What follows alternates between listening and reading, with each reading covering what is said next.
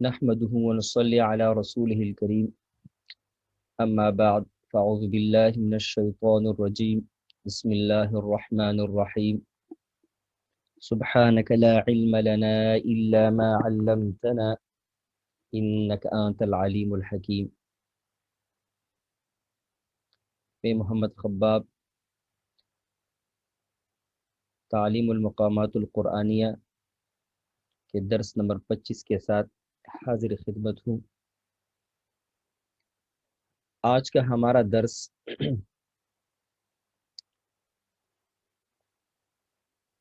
کا جو موضوع ہے وہ ہے مراحل التلاوہ، یعنی تلاوت کے مراحل. ابھی تک ہم نے الحمدللہ مقامات کے بارے میں جانا، بنیادی مقامات، فروعات، مرکبات. اب اگلا جو ہمارا مرحلہ ہوگا وہ کہ ان مقامات کا تلاوت میں استعمال کیسے ہوگا. تو اس کے لیے ضروری ہے کہ تلاوت کے پورے ایک ڈھانچے کو بیان کیا جائے کہ تلاوت جو ہے کتنے حصوں پر مشتمل ہوتا ہے، ان میں سے ہر حصے کا تعارف اور اس حوالے سے جو ضروری ہدایات ہیں، اور اس کے ساتھ اس حصے میں مقامات کا استعمال. اور یہ چیزیں ایک طالب علم کے لیے جاننا ضروری ہے، تعلیمی اعتبار سے، پڑھنے کے حوالے سے بھی، اور اس کے بعد سکھانے کے حوالے سے بھی. ہمارے ہاں تلاوت کی سیکھنے کا جو ذریعہ ہے وہ مصری قراء ہے، لیکن ان کی تلاوتیں تعلیمی نہیں ہوتی، وہ فنی تلاوتیں ہوتی ہے، اور انہوں نے محافل میں اور ان تلاوتوں میں اپنی جو تجربہ ہوتا ہے، اپنا جو فن ہوتا ہے، اس کا ایک نچوڑ پیش کرتے ہیں. اس میں مقامات کا تکرار اور درجات کا تکرار، نغمات کا تکرار، یہ ساری چیزیں ہوتی ہیں کہ جس کی وجہ سے ایک طالب علم اس سے اس طرح اخذ نہیں کر پاتا، کیونکہ ہر تلاوت دوسرے سے الگ ہوتی ہے. اتار چڑھاؤ، ہر مقامات کا استعمال، پھر ہر قاری کی مقامات کا استعمال. تو اس لیے ضروری ہے کہ ایک بنیادی ڈھانچہ جو ہے بیان کیا جائے، ایک بنیاد جو ہے وہ بتائی جائے، تاکہ وہ بنیاد ذہن میں ہو اور اس ذہن کے ساتھ جو ہے وہ تلاوت کو سیکھا جائے، سمجھا جائے اور آگے پڑھایا جائے. اور پھر خصوصاً یہ جو تلاوت کا ایک ڈھانچہ ہے مسابقات میں ضروری ہوتا ہے کہ جو مختلف تلاوت کے حصے ہیں اس کا تعارف جو ہے وہ ذہن میں ہو اور اس کا استعمال بھی ذہن میں ہو.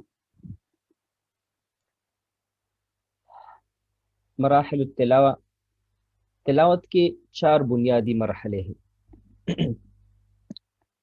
پہلے نمبر پہ ہے مقدمۃ التلاوہ، یعنی تلاوت کا جو ابتدا ہوتا ہے، مقدمہ ہوتا ہے. دوسرے نمبر پہ ہے ارتفاع، یعنی اٹھان، کہ جب تلاوت میں آپ آواز کو اٹھاتے ہیں، درجے کو اٹھاتے ہیں. تو یہ بھی ایک اہم مرحلہ ہے. انشاءاللہ اس کے بارے میں تفصیلی بات کریں گے، اس کی اہمیت اور اس کا طریقہ انشاءاللہ بتائیں گے. تیسرے نمبر پہ ہے صدر التلاوہ، یعنی تلاوت کا جو درمیانی حصہ ہے، اور یہ بھی اہم ہے کہ جب آپ تلاوت کے درمیان میں ہوتے ہیں تو آپ نے کیا کرنا ہوتا ہے. تو انشاءاللہ تفصیلی طور پر اس کو بیان کریں گے. اور چوتھے نمبر پہ ہے اختتام، کہ جب آپ تلاوت کا اختتام کرتے ہیں تو آپ نے کیسے کرنا ہوگا، کن چیزوں کا خیال رکھنا ہوگا. تو انشاءاللہ اس کے بارے میں تفصیلی طور پر بات کریں گے. آج کا جو ہمارا موضوع ہے وہ ہے مقدمۃ التلاوہ۔ تلاوت کا یہ ابتدائی حصہ بہت اہم ہے۔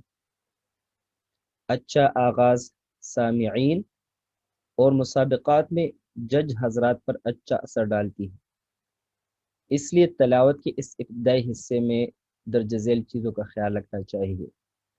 آگے انشاءاللہ ذکر کریں گے کہ ابتدا جو ہوتی ہے تلاوت کی، یہ ایک اہم چیز ہوتی ہے، جس طرح انگریزی میں کہتے ہیں first impression is the last impression, کہ جو پہلا تاثر ہوتا ہے وہی آخری تاثر ہوتا ہے۔ تو اس لیے جو ابتدا ہوتی ہے وہ بہت زیادہ اہم ہوتی ہے، اور یہ سمجھ لے کہ آپ کی تلاوت کی جو بنیاد ہی ابتدا پہ ہوتی ہے۔ آپ کی ابتدا بتاتی ہے کہ آگے آپ کے اس بنیاد پر، اس ابتدا پہ آپ کی تلاوت کی جو عمارت ہے وہ کیسے کڑی ہونی ہے۔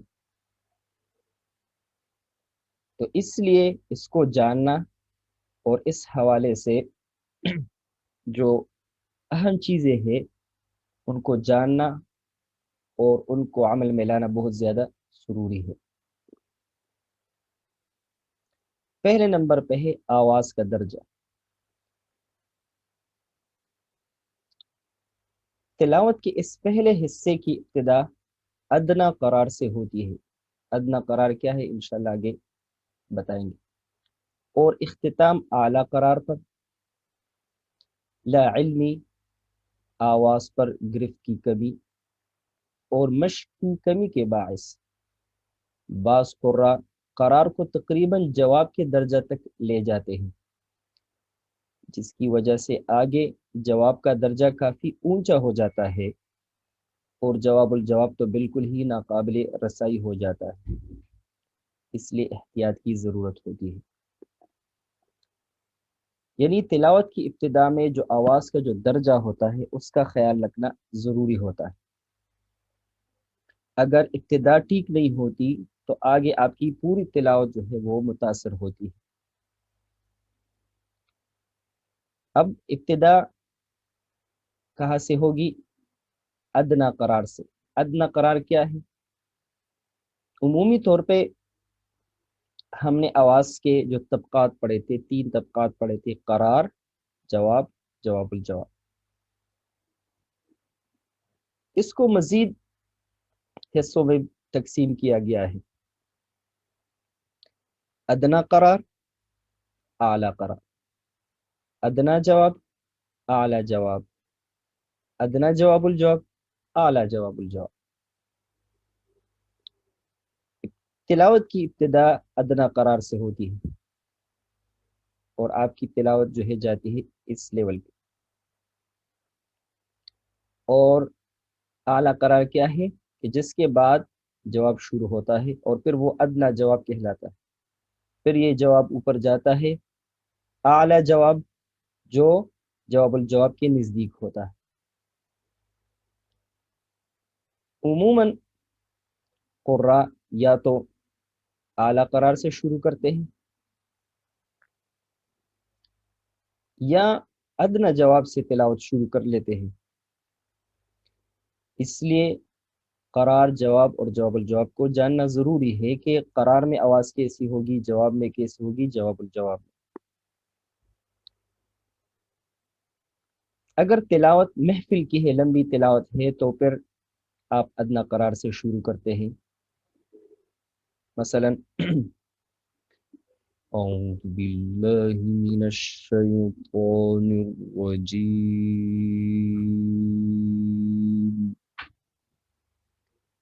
بسم اللہ الرحمن الرحیم۔ کیونکہ آپ کے پاس وقت ہوتا ہے، آپ آرام سے جو ہے اپنی جو تلاوت ہے وہ قرار کا لیول ہے اس کو آپ مکمل کر سکتے ہیں۔ اگر تلاوت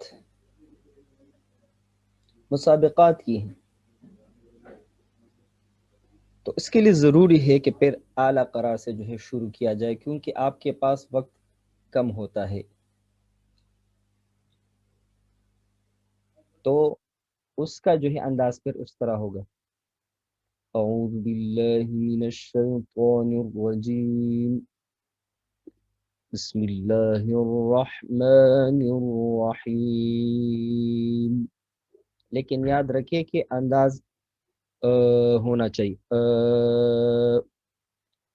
بعض حضرات اس طرح شروع کرتے ہیں: اعوذ باللہ من الشیطان الرجیم، جواب کے لیول میں، بسم اللہ الرحمن الرحیم۔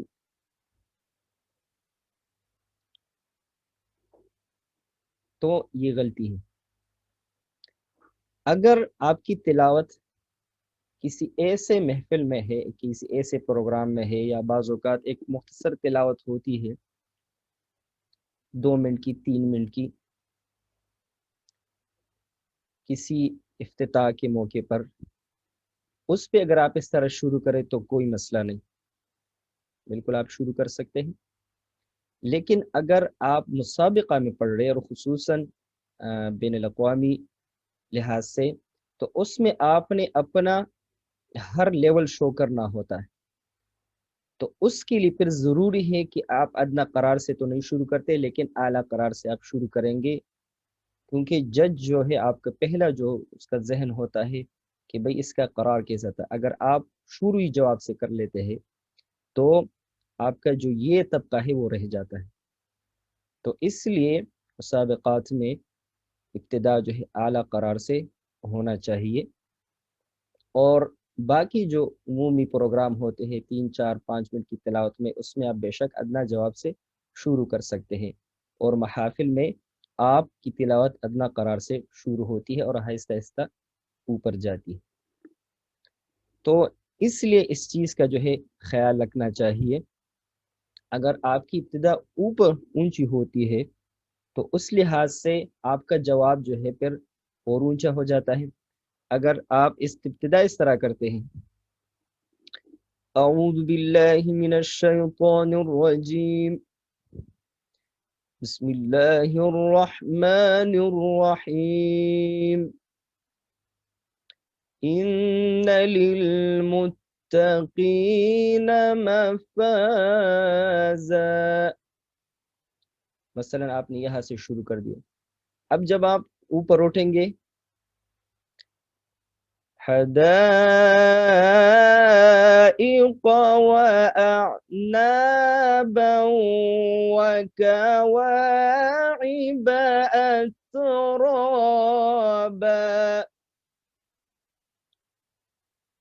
ابھی آپ کے پاس سامنے پوری تلاوت پڑھی ہے لیکن آپ اس لیول پر پہنچ گئے۔ اکثر احباب کو یہ شکایت ہوتی ہے کہ ہماری آواز بند ہو جاتی ہے، اس کی وجہ ہوتی ہے ان سے جو ان کا انداز ہے وہ کافی اونچا ہو جاتا ہے۔ انشاءاللہ اس کو آگے بیان کریں گے صدر التلاوہ میں۔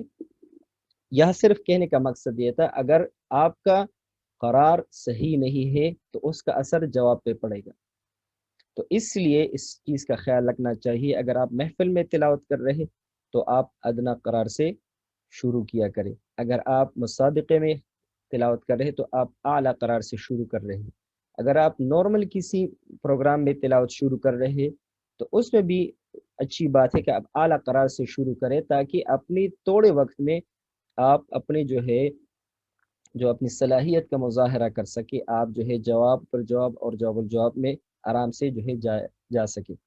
تو اس چیز کا جو ہے خیال رکھنا چاہیے کہ آپ کے آواز کا جو ہے درجہ کون سا ہونا چاہیے، تو یہ چیز ضروری ہے۔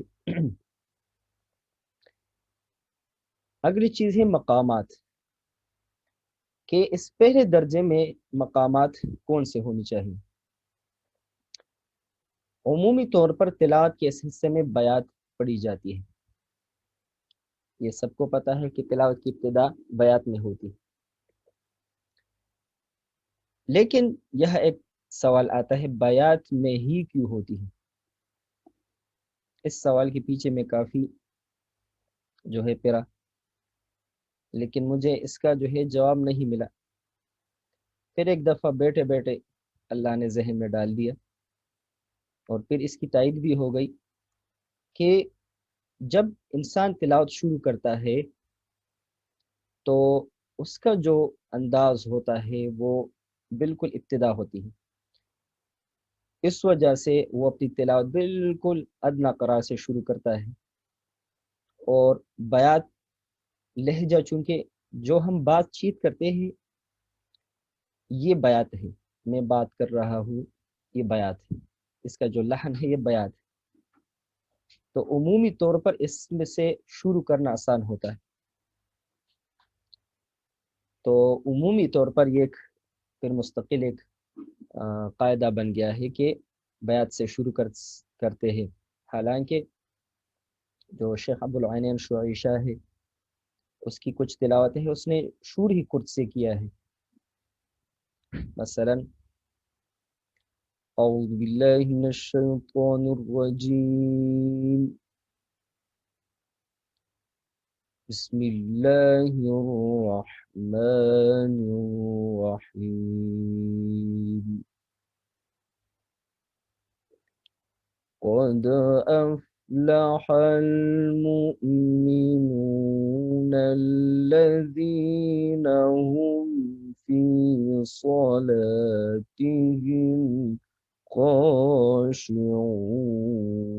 خاشعون، تو یہ کرد ہے، لیکن بہرحال عمومی طور پر جو قرآ ہے وہ بیات ہی سے شروع کرتے، تو ابتدا جو ہے وہ بیات سے ہوگی، اور اس کو مزید مزین بیاتی نوا ہم نے پڑھا ہے اس کو، اور شور سے کیا جاتا ہے۔ متقدمین قرآن قراء سے بیات عجمی یہ بھی ہم نے پڑھا تھا، اور کرد پڑھنا بھی منقول ہے، جیسے ابھی میں نے پڑھا کہ بیات عجمی بھی اس کو شامل کرتے ہیں، اور کرد جو ہے بھی قرآن قراء سے منقول ہے۔ تو جو ابتدا کا قرار کا حصہ ہوتا ہے اس میں یہ جو ہے ساری چیزیں جو ہے وہ عموماً قراء سے پڑھنا منقول ہے، کہ شروع کرتے ہیں بیات اصلی سے، اس کے بعد بیاتی نوا پڑھتے ہیں، ٹھیک ہے، اس طرح ان للمتقین مفازا، مثلا بیاتی قرار، بیاتی اصلی حدائق وأعنابا وكواعب أترابا وكأسا دهاقا لا يسمعون فيها لغوا ولا كذابا۔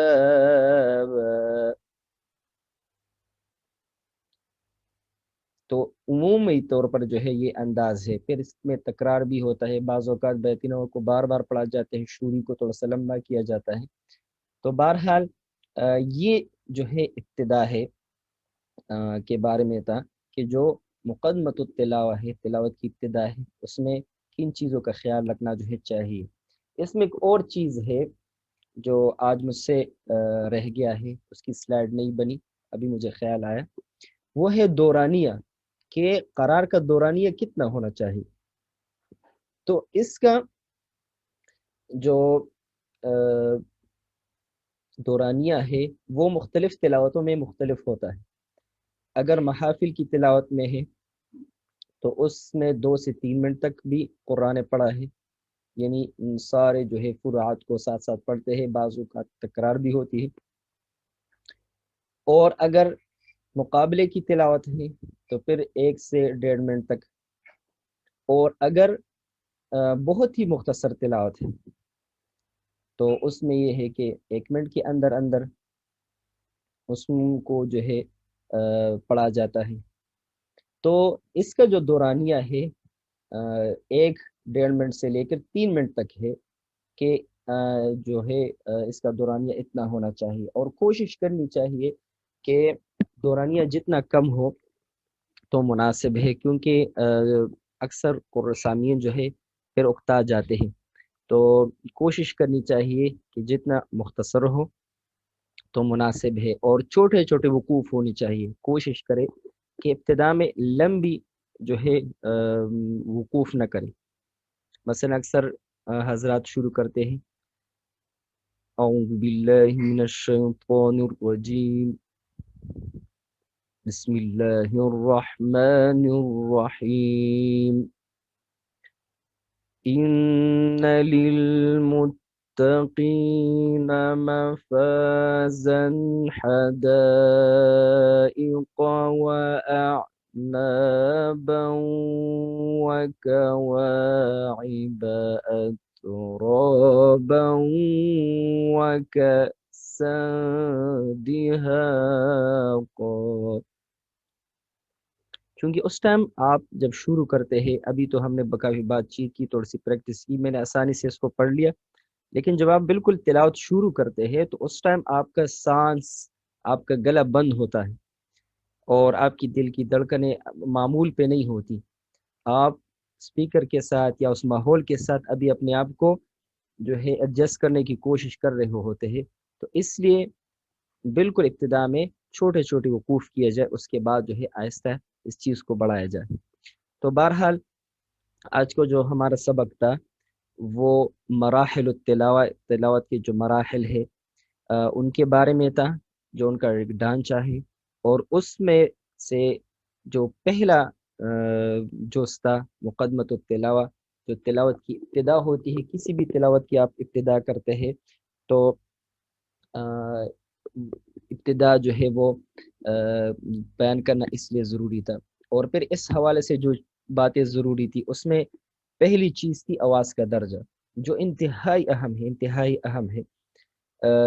یہاں میں ایک بات کا ذکر کرتا چلوں، شیخ شہات رحمۃ اللہ علیہ کی ایک تلاوت ہے سورۃ التوبہ، تو اس نے اس کو بہت ہی جو ہے اونچا شروع کیا ہے ابتدا میں، اور پھر پوری تلاوت میں جو مجھے ذاتی طور پر محسوس ہوا کہ اس کی آواز بند ہو رہی ہے، جو اس کا اٹھان ہے، جو وہ کرتا ہے، وہ کوشش کر رہا ہے، لیکن اس سے جو ہے وہ نہیں ہو پا رہا، کیونکہ اس نے شور ہی بہت اونچے انداز میں کیا ہے۔